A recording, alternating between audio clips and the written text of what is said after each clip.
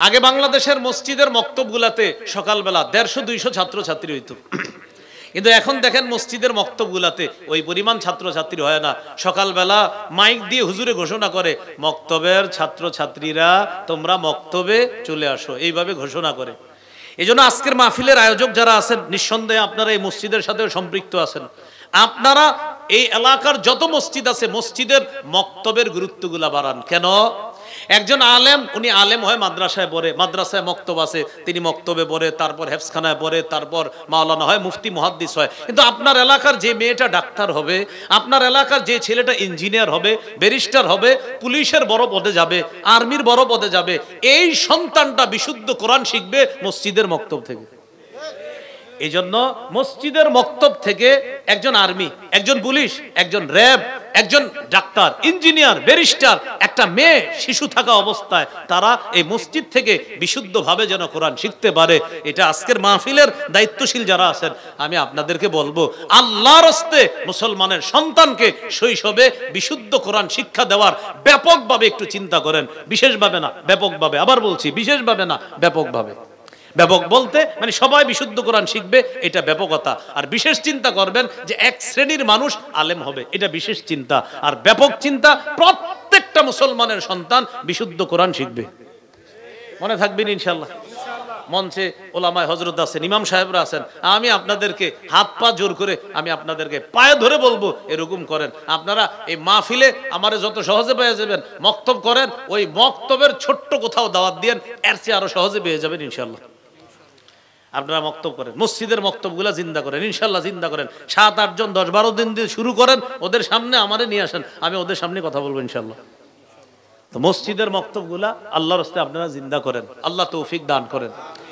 20 number বড় আজীব কথা, সন্তানের সাথে খেলাধুলা করা। এখন তো বাবারা সন্তানের সাথে খেলাধুলা করেই না, কারণ বাবারা খুব ব্যস্ত।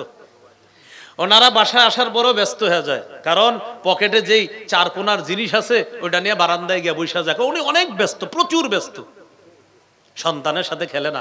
আমি আপনাদেরকে এখন একটা হাদিস শোনাবো, পৃথিবীর শ্রেষ্ঠ নানা, পৃথিবীর শ্রেষ্ঠ নাতির সাথে খেলার হাদিস শোনাবো এখন।